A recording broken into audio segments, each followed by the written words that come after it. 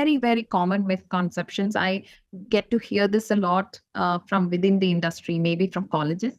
One is that it's not very well paid. I think it's a misconception. And there is a reason to this rumor, I feel, because the significant difference between the entry level salary and the executive to mid management level salary, probably that's where this rumor comes from. But I think, like I said, when you invest your first few years in the industry, then comes the real reward in the industry. The salaries in the industry are very competitive to offer you more than a comfortable lifestyle once you start to grow in the industry. But a common misconception is that hospitality is not very well paid, which is absolutely untrue. And there is another misconception about long working hours. I think that comes from 1.5 to 2 decades ago, maybe 90s or beginning of this 2000s. Maybe it was true, but right now, that's not reality, because I am very happy to tell you that Marriott International has introduced overtime policy last year, and we pay our associates, whoever work more than 9 hours are getting paid for overtime if they are working. But the idea of overtime was not to pay them for overtime only, but also to make sure that everyone finished their work in the stipulated time. Because I do feel that quality of work can be achieved by working that 9 hours very well.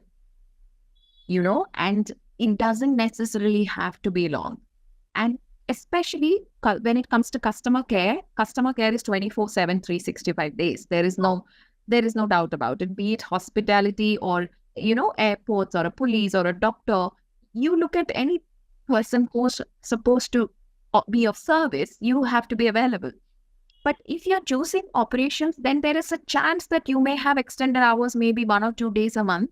But even if you don't want that, there are so many other back-end offices, sales and marketing, purchase, there is finance, there is human resource, so many other options within hospitality itself. So I do think the long hours is a little stretched misconception. Being not so friendly for women is something that I used to hear a lot, but right now I think it's absolutely turned around.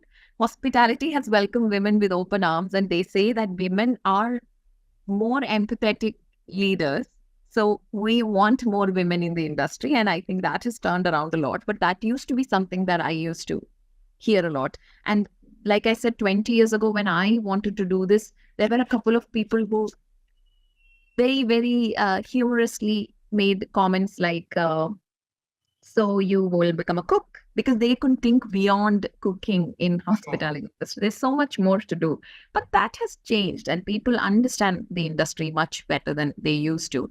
And maybe a small little part of it, people think hospitality is only hotels, but it's so much more than that, because hospitality includes everything else, including, like I said, hospitals to airports to everything that is customer-centric.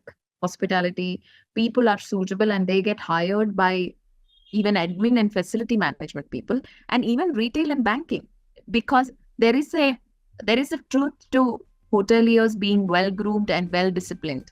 So this is 2 attributes that is very valued in any industry.